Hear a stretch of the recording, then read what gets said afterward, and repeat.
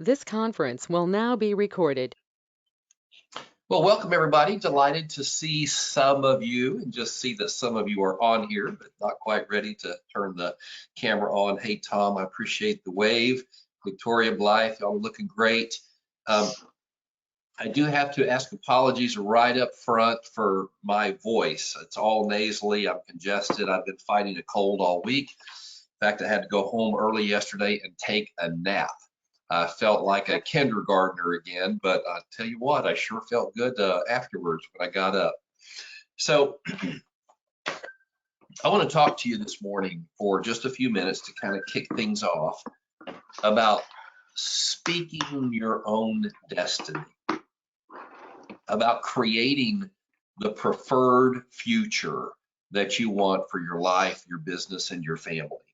And to do that, I'm going to use the story that I read just this morning in my own devotions from the book of Deuteronomy about Moses when he knew that his time was come, his days were ended, and the gifts that he gave to his people. You know, it's very common when somebody is about to pass away that they give gifts to their loved ones.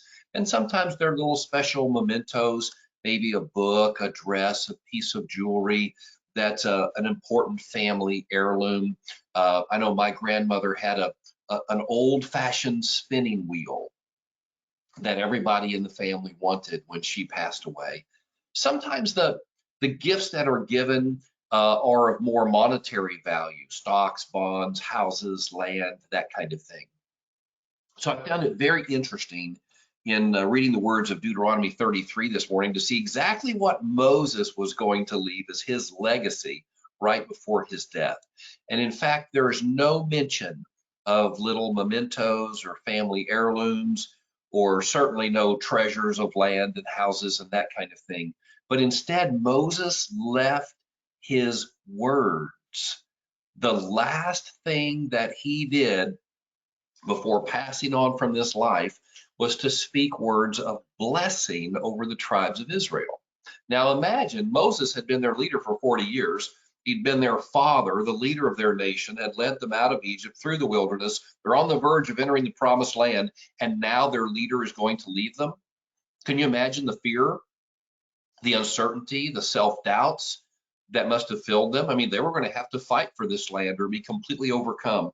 Listen to the words that Moses speaks to them as his parting gift. Among other things, he says, "May the Lord bless his land, Israel's land, with the precious dew from heaven above, and with the deep waters that lie below, with the best the sun brings forth, and the finest the moon can yield, with the choicest gifts of the ancient mountains, and the fruitfulness of the everlasting hills, with the best gifts of the earth and its fullness, and the favor of him who dwelt in the burning bush," the favor of God. And then he has these is my favorite words. "They will feast on the abundance of the seas and on treasures hidden in the sand." Wow, what a gift. What a blessing. And the Israelites recognized that. They so treasured these words, they wrote them down and included them in their holy scriptures because they understood far better than we do in the modern world the power of words to shape destinies, to literally bring prosperity or calamity. Many of us remember the little ditty as kids. I don't know if kids today still say this, but when I was a kid, "Sticks and stones may break my bones, but words will never hurt me."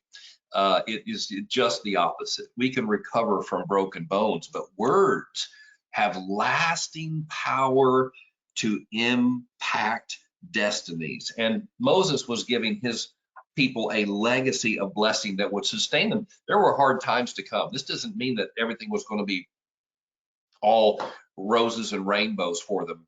Words like this are spoken to give us strength and power to get through hard times. Some of y'all, and I hate to be going to the blast from the past again, but you may remember the words of the song from the old series Hee Haw. Now, who even knows what I mean when I say hee haw? Yeah? Blythe, you were too young to see it live. I guess you've seen some reruns. My favorite part was when the old guys would sit on the porch and they'd sing the song. If it weren't for bad luck, I'd have no luck at all. Gloom, despair, and agony on me. They're literally speaking a curse over their own lives. It's hard to imagine anybody going on to achieve greatness in anything, speaking words, having that record playing in their mind. If it weren't for bad luck, I'd have no luck at all. And yet, every one of us, certainly at some point in our lives, have had people speak words like that over us. People who didn't believe in us, people who sometimes intentionally wanted to hurt us, sometimes people jealous of our success who speak terrible lies, trying to bring us down to their level. But what I want to say to you, and this is really the point of everything today, is that we get to choose the narrative that plays in our heads. We can play words of blessing. There are people who believe in us. There are people who've believed in you your whole life. And if it wasn't your mom and dad, it might have been an uncle, it might have been a grandmother, it might have been a fourth grade teacher, might have been a coach. There have been people who believed in you and have spoke words of blessing and truth over you. And we can choose what we focus on, what words we repeat in our minds. I remember when somebody told me years ago when I was in seventh grade, because I just finished a summer band practice and I wasn't very good. And these words were said to me: you better practice and get good on the trombone because you're not good at anything else. Now, those words, they can crush somebody for life. But I have also had people say words to me that just went beyond my wildest imaginations. I've had people say, Frank, I'd follow you anywhere. I had a coworker years ago who had really nothing in common with me culturally, background, values, or anything. But he said in front of everybody, all our coworkers, he said, whatever Frank is selling, I'm buying. And that's after working side by side with me for 3 years. For somebody to say something like that, those are the words that I want to remember. The people want to follow me, that people believe in me. And the things that I say are true, they're going to get on that bandwagon. They're going to follow. We get to choose the narrative. And it would be so simple and probably quicker for us to remember the negative words that have been spoken over us. But I want to hear from you for a moment. What are some of those prophetic destiny words that have been spoken over your life in a positive way that still ring in your ears, that still make an impact? Anybody have something that you'd be willing to share with us? Oops. Did you all go away? I'll say something. I've always been a good teacher. So everybody's always said that ever since I was a little girl, because I've always loved to teach about whatever. It doesn't even matter. If I know it, I can teach it. Kind of like that. That's awesome. Yeah, Nancy, I had a girlfriend in 8th or ninth grade say to me at one time, you would be a good pastor. And of course, I knew I was so unworthy of anything like that. But do you know, it's interesting? This Sunday, just 3 days from now, I've been asked to preach at a church on the ministry of being a pastor. And when I was asked to preach on that subject, I said to the guy who asked me, but I'm not a pastor, I'm a real estate broker. He said, oh no, I have watched you.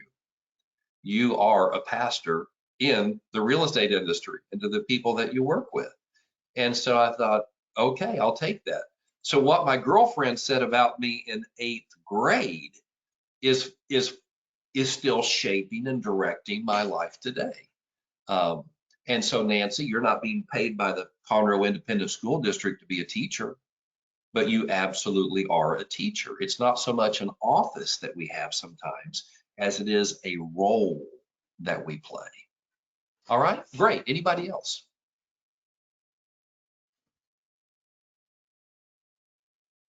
Victoria? I've always kind of undervalued myself. Yes, From most of us do. a young age, I remember my third grade teacher had us write down what reading group we thought we belonged in. Yes. And I put down group 2. And she called me to her desk and said, I really think you should be in group 1. I'm like, Oh, and so I didn't really know. And I, as a teenager, well, I always had a lot of negative self-talk, and nothing's more dramatic than a 15-year-old girl. And I'd be crying and sobbing and worrying about a test or my paper or something. My mother would say, why are you worrying? You're always making straight A's. You always do well at everything you do. oh, Why are you worrying? But it took yes, me a long time for me to be able to say that to myself. yes, yes. Well, you were blessed to have a mother, somebody right there in the home speaking those words of life over you. That was awesome. Anybody else? We're not going to linger on this too long, but anybody else have words spoken by a teacher, a coach, a parent, anybody that has created a legacy of positivity and blessing in your life?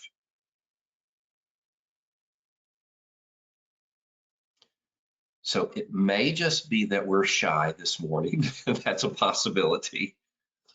Or it may be that there is a shortage of blessing words being spoken. And if that's the case, let me just share that this really doesn't have to be all about us today. Maybe we can be the one that sets the record players playing in the minds of people that we care about, our children, our spouses. It's not just little kids who need to hear this, it's adults who need to hear this. Our coworkers, our clients, our vendor partners. It's really anybody that we come into contact with in the course of normal life. We have the opportunity to add a song to the playlist that goes on in their head. And I would suggest that we follow the cue of Moses here and speak words of life and blessing and destiny that may not match up with what the person is experiencing right then. Let them know that there's an incredible future out there for them. And sometimes, as Victoria said, we're our own worst enemies. We say worse things to ourselves than our worst enemy could ever think about saying, because we think the words we say to ourselves have such validity because we know ourselves better than anybody else, when sometimes the perspective we have on ourselves is so narrow. Rochelle, did you want to jump in here? Yeah, Frank, for me, sometimes it's just as simple as someone saying I'm a great friend, Yes, because yes, being a great friend requires giving. A lot of people don't know how to be great friends because they're always taking. yes. Yeah, that's right. A great friend. So again, this doesn't have to be, calling forth eloquent language of may the treasures of the hidden caves be yours. It can be, you know what, you're a pretty awesome friend. I'm glad I have someone like you to lean on. Blythe? Yeah, it's so funny because when you first started talking about that, I wrote down, I put also, comma, speak life. And I think that Yes. it's so funny that you went that direction. So cool to me always how God works that way. But I heard something not too long ago at a retreat that I went to. She was talking about speaking positivity into yourself. And she said, start talking to yourself more than you listen to yourself. So be intentional about the words that you're telling yourself instead of listening to the negativity in your own head. Yes, I love that. I love it.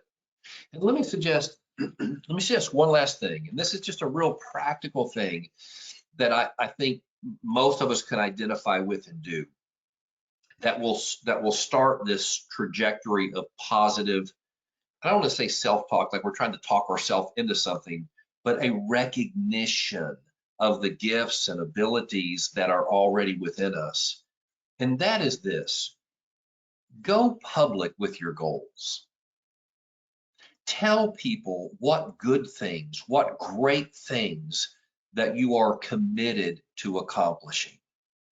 Now, you may say, but that's what we do. That's not necessarily who we are. But we don't want to go out there and say to people, well, I'm an amazing person and I'm highly talented and gifted. That sounds boastful. Okay. And now we can certainly recognize those values in ourselves, those good traits in ourselves, but we don't necessarily want to talk about them publicly. But what we can talk about publicly are the great things that we're committed to accomplishing, particularly if there is a component of giving or blessing to others in that. So for example, and go public with something like this. I'm committed to creating financial independence for my family by purchasing one investment property every year of my working life. Okay? The goal is create financial freedom for your family. That's not just a purely, self-centered goal. But man, when you go public with something like that, to create something like that, to do something like that, you're going to have to call out of yourself more gifts and talents and commitment and focus than perhaps you have required of yourself before. So sometimes it's the setting of the goal, the outward goal, that calls forth our inward best. My wife has always gotten on to me because she's very inner driven and I'm kind of outer driven. And by that, I mean, I don't exercise regularly unless I sign up for a marathon. I have to have some kind of external goal to call out the best within me. And I think that's sometimes true of our self-talk as well. We need to set a grand goal, something big, something beyond what we've experienced, so forth. Go public with it almost as a measure of accountability. And then we have got to call forth all the goodness within us, all the greatness within us to achieve that. And sometimes that gets beyond this he said, she said that goes on in our brains. It kind of gets us outside of ourselves. So we're not just focused on what everybody is saying about us or tracks that have been playing for years and years. Let's think beyond that.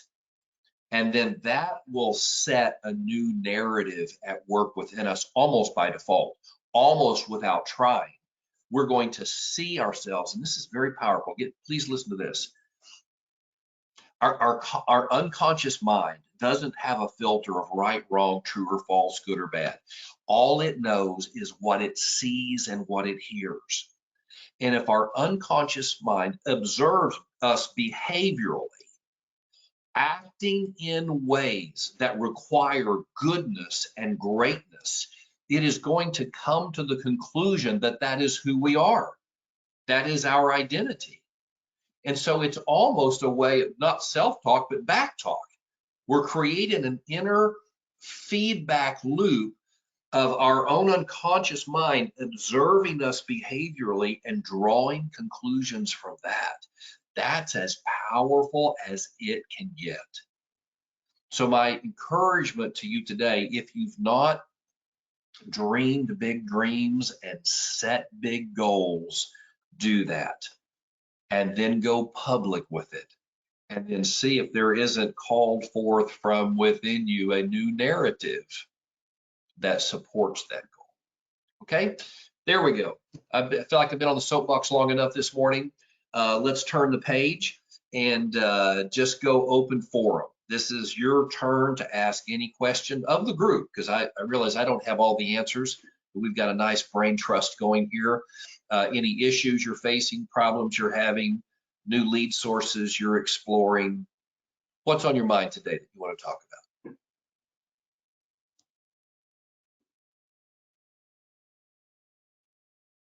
Yes, Tom.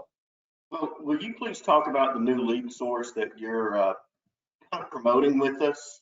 Yes, Prime Street. Prime Street, and let us know just a little bit more about it. Thank you. Yeah, so I'll tell you what I know, Tom, and I don't confess to know a lot, but I've had numerous conversations with them over the last 9 months. They originally reached out to me. This was probably last summer sometime, and we began a discussion. Prime Street is owned by a company called Dominion. They are the former owner of Homes.com.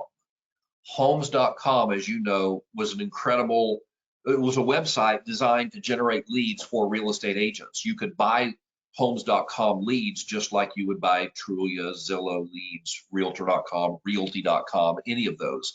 It was incredibly successful and powerful. I myself was a client at one time. Last year, Dominion spun off Homes.com. They sold it to someone else, but they did not want to get out of the lead generation business.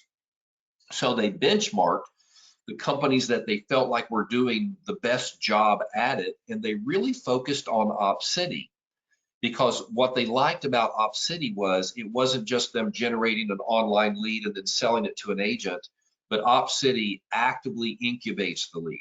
You know, they talk to them, they find out about their finances, they have a actual human-to-human conversation, and then make a warm handoff. They call the agent, introduce the client, and do the handoff that way. They liked that model, but by talking with agents who worked with OpCity, they became aware of the weaknesses of how OpCity operates. For example, sending out really crummy leads. And I worked OpCity back in, I guess it was 2016 briefly for about 3 months. I closed 3 deals in 3 months, and I had a 35% close rate. So I felt good about it, but I literally got leads. People's budget would be $8,000 and they wanted a lakefront lot on Lake Conroe. You know, just stupid stuff. So what Prime Street has done is they've eliminated any purchase leads that are less than $100,000. So you're not going to get those little crummy leads for stuff that wouldn't even pay you a couple $100. Secondly, they've made rental leads optional. You don't have to take any rental leads if you don't want to. And they also ask the prospect to self-identify in regard to their credit worthiness, that poor, fair, good, excellent. Because what they've observed over time, if somebody says they have poor credit, guess what? They do. So they don't even create and pass on a lead unless it's a fair or better. Not self-identified, but that's better than nothing at all. So the other thing they have that I really like is that you can turn off leads. If you're going to be with clients or with family or at church or somewhere where you don't want to be bothered, you can just simply pause everything, and that won't be counted against you if they send you a lead and you don't respond to it. And I'll say one more thing, and I really like this. It's how they distribute the leads.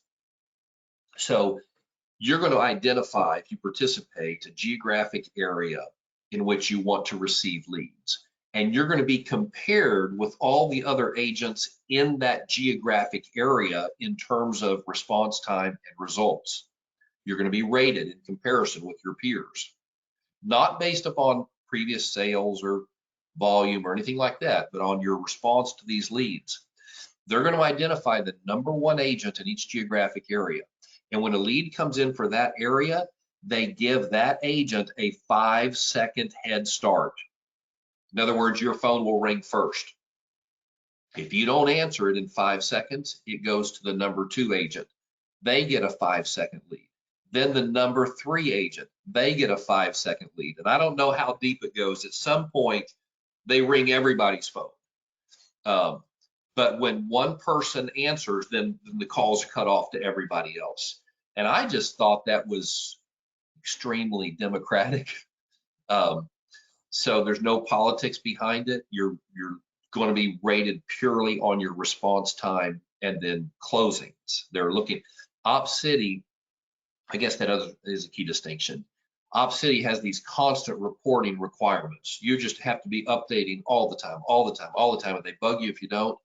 And Prime Street is really more focused on the closing than detailed updates on the process.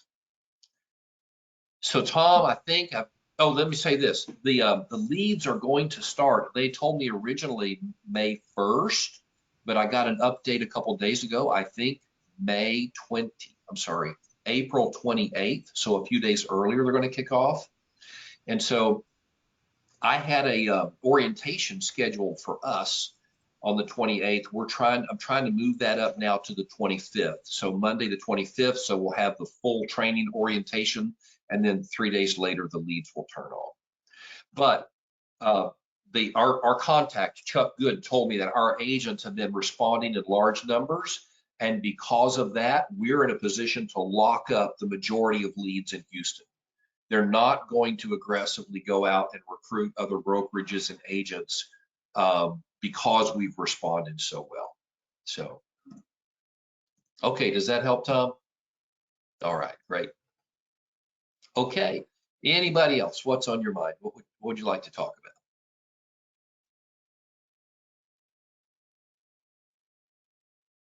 about? Hey, Frank. Yes, Jorge. So I have maybe a question, maybe a comment.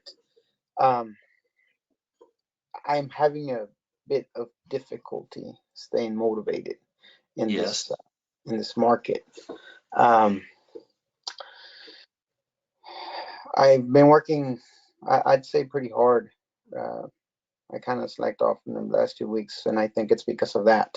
But I have been working pretty hard in this real estate deal with trying to get going. But can you give us your thoughts about where we are in the market and where do you see us going? What do you see in the future, in the near future, um, for us as agents? Yes, I'd be happy to do that, Jorge. And I'm glad you said near future because I make no long-term predictions. I don't even have long-term goals. I just, as I mentioned last week, I look at the next hill. So the federal government is very intentionally trying to cool the real estate market and inflation in general. And they're doing that by raising interest rates. And it is already having an impact. First of all, I want to say, looking backwards, there was a misperception by the public and by many in the real estate industry that we were in a great real estate market the last couple of years. The truth is we were in a market that was seeing rapidly appreciating home values, but that does not mean it was a great market. In fact, transaction counts were down due to a shortage of inventory. So fewer people were buying homes and closing homes than before the big run up in values. In fact, the big run up was driven in part because of supply and demand. Shortage of inventory caused prices to rise. So I don't think the market we've been in the last couple of years has been, you would characterize it as a great real estate market. And that's a little contra to what you'll hear in the marketplace, but that's my opinion. So where's it headed? The federal government's going to get what the federal government wants. They want to cool off the market. They want to slow down the rapid rise in appreciation in home values because it's become nearly impossible for a working family, blue collar family, to afford a decent house. And so they will continue to raise interest rates until that happens. But we've already seen the impact. I've had several agents talk to me this week about listings, nice homes, well priced, that have been on the market 30 days or more. Well, that would have been unheard of 6 months ago. And I think it is a direct result of the rise in interest rates, which paradoxically is making these homes even more unaffordable than just having the high price alone. But the high prices are going to come down. And I know it's never popular to say we're going to see depreciation in home prices. I was in Florida. We had the big run up in the early 2000s, and even as things started to cool down, the experts said, well, the rate of appreciation will decrease, but we're not going to see any actual loss of value. When in fact we saw a loss of values of up to 75%. So I'm not predicting a meltdown, but Jorge, I do think that prices are cooling right now. Days on market are lengthening. We are going to see fewer buyers in the market, less competition for listings. That's going to bring prices down. I think prices right now are unsustainably high. And by that, I mean they are not supported by the salaries or the income levels of working families, and they are the heart of the real estate market. So now, having said that, there's my short-term crystal ball. I want to speak to the issue of how this impacts us as real estate agents. And I want to say as clearly as I can, don't get sidetracked or distracted by movements in the market. Interest rates, days on market, listing inventory. Agents can just become obsessed over such things and subject to analysis paralysis, where they actually do nothing. I have worked in the best real estate markets and the worst real estate markets. And I will tell you that there were agents who struggled in the best markets and agents who prospered in the worst markets. You ultimately are the determining factor of your success or not in real estate sales. People, and I don't think we're going to have a complete meltdown of the market at all. I think we're going to see some stabilization, some deflation, and get back to a little bit of a healthier position of normalcy. So I'm not predicting disaster at all, but I'm saying the external market is a secondary factor.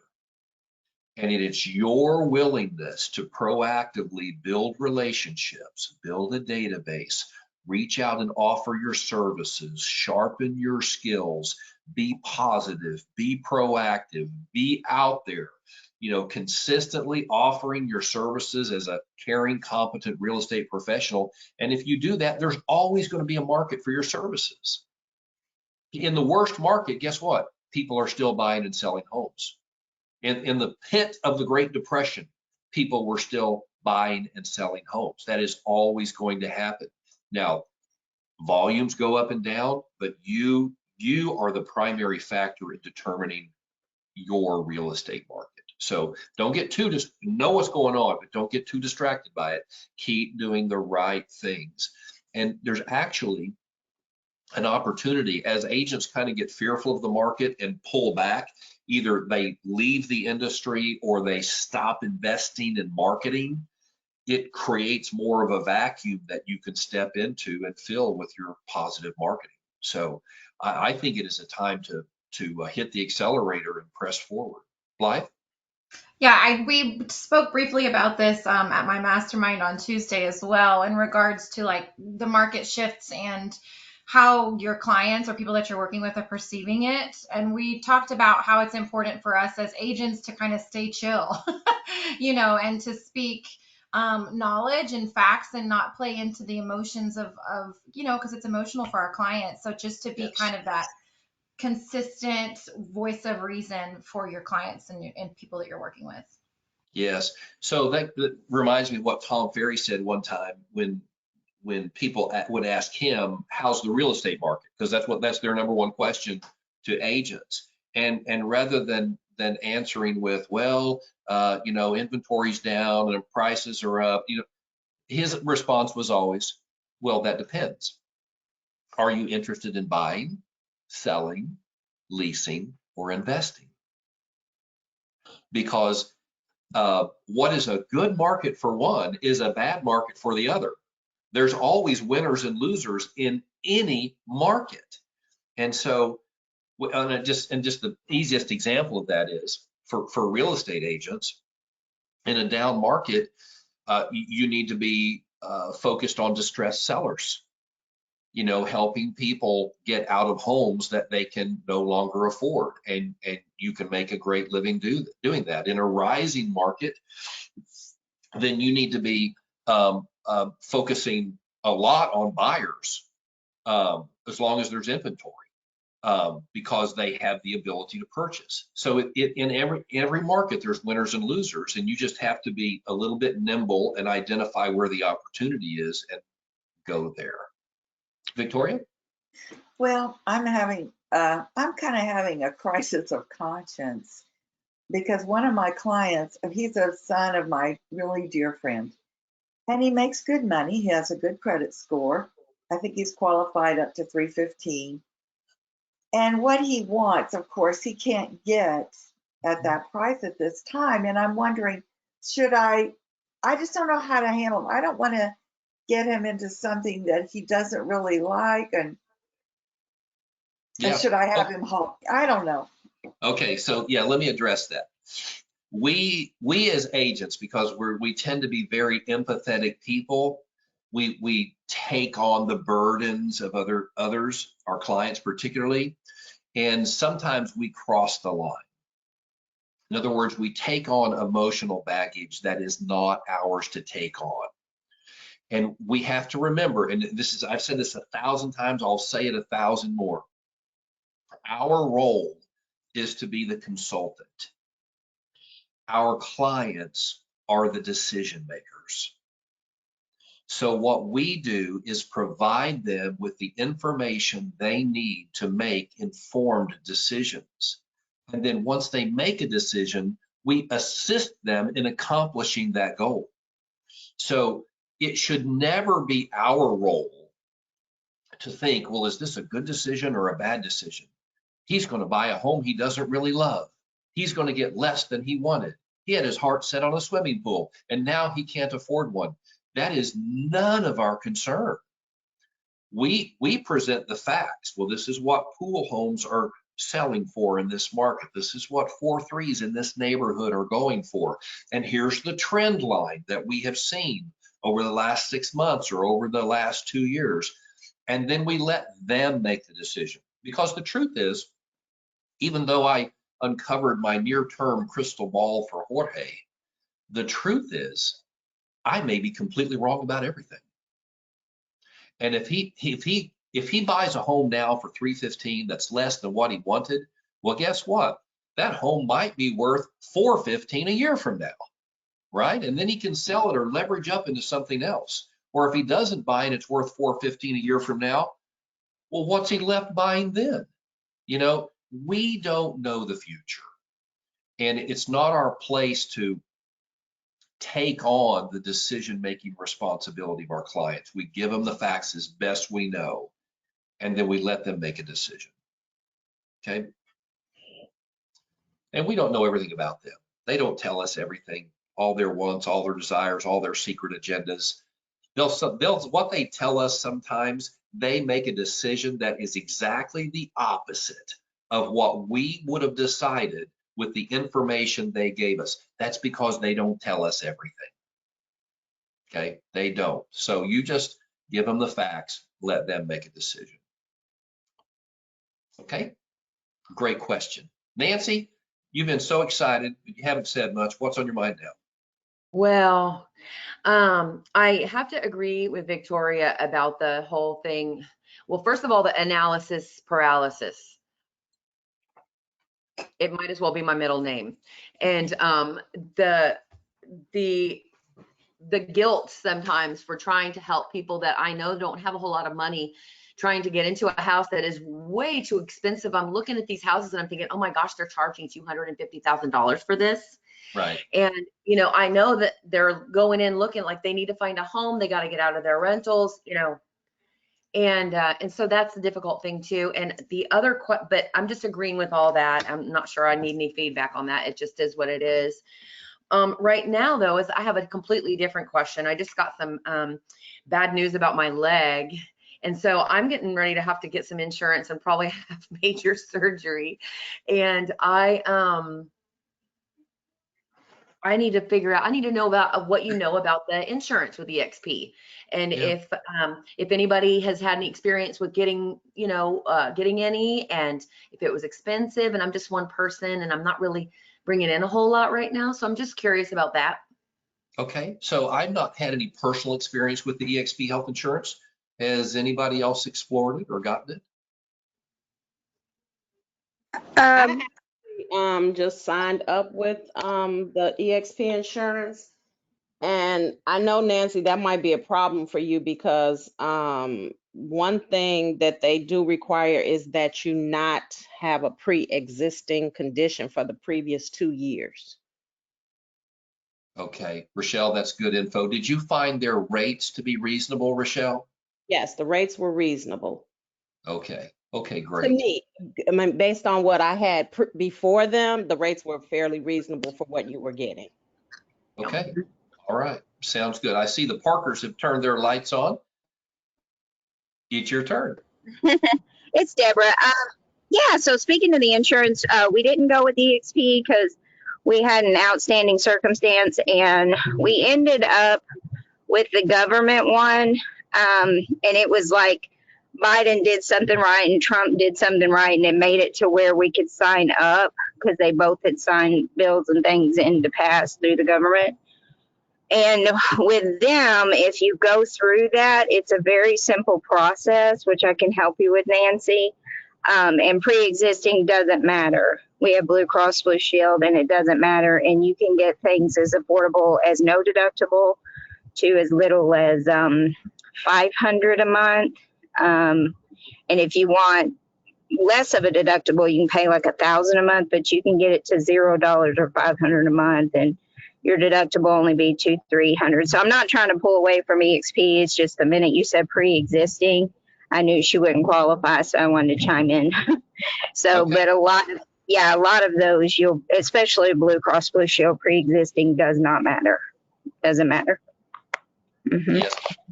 I think that is a requirement of the ACA plans, the Affordable Care Act plans, is that there's no exclusion for pre-existing conditions. Yes, absolutely.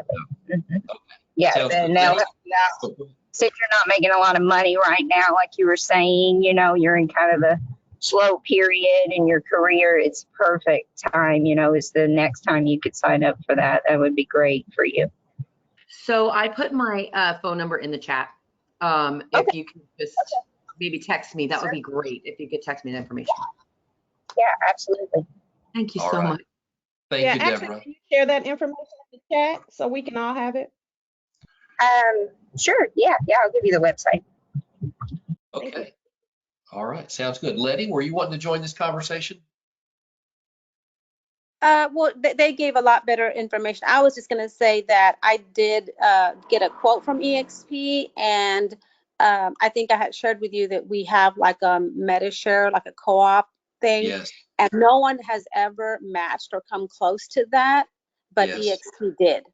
I mean, even a little bit lower. I don't know if they have an administrative fee that they didn't disclose. It may be right there close to what we, pay monthly, which is, to me, from what I hear out there, like they're exorbitant prices for insurance. So they did Yes. come very right there close to that. So Yeah. So Mary and I have something similar to MediShare. It's an ACA compliant plan from Christian Healthcare Ministries, but we dropped our premium just for the two of us from $1,200 a month to $300 a month. And we did that years ago, probably, I don't know, 10, 12 years ago. And we've been very, very happy with it. So, lots of options. Okay. Let's see. We're about ready to wrap things up, but if there's anybody else who has anything on their mind, any questions or concerns, they want to tap this brain trust that's gathered, this is your chance. Tom? This is Tom. Either last week or the week before, I asked about a land loan or land mortgages. Yes. I just wanted to give you a little follow-up. Generally, the lenders want 25% down or more. I had them up to 40% down. But I did find a local credit union that would do 20% down. And that credit union also would do a personal loan that if the person did 50% of the down payment, the credit union would let them have a personal loan for the other 50% of the down payment. Wow. And it made it to where they didn't have to have as much cash to get into the land loan as before. So I went through about a dozen land loan companies. Yes. And they're really not in love with lending money for just land. That's why they Right. charge so much. It's high risk. Yes. It is. But it is a pretty good. It's a pretty good loan, and I think my buyers are going to go with it. I just wanted to follow up since I asked the question. I did the research. If anybody Tom, wants any more information, let me know. Yeah. Tell us the name of the credit union. Okay. If you remember. Oh, well. While you look it up, let me say that I have been researching that topic this week on behalf of our mortgage company, Jackson Henry, because we don't do land loans. I even checked with our consultant. I pay a consultant to advise me on these things. He knew of no options. And when I researched it online, the answer I got, Tom, was, you know, most mortgage companies cannot offer land loans. You need to go to a local bank or credit union. Yes. Looks like you figured that out on your own, but tell us about it. Yeah, it's called Members Choice Credit Union. Okay, Members In the Choice. Katy area, Members Choice Credit Union. Okay, so particularly for raw land, undeveloped land, a credit union or a local bank. When I say local, I don't mean Bank of America or Wells Fargo. I mean like a Spirit of Texas, or one of these that are based locally. They are actually required by their charter, their state or federal charter, to do local loans. They're considered community banks, and they must support the community. And so they're more willing, in fact, that they are local, they understand the market better, more willing to do those loans than the big banks. Okay. All right, guys, I cannot believe we've come to the end of our time again. This was a great call, great discussion. Love y'all's questions and input, appreciate it. And this was a little bit of a test this morning because I did not send out a reminder text message, and we still ended up with a good group on the call. So I appreciate y'all. I know y'all are the responsible bunch. But I appreciate it. I'm always encouraged when y'all get online and participate. So thank you so much. All righty. God bless you. Thank Take care. We'll see you soon. you, everybody. Bye-bye.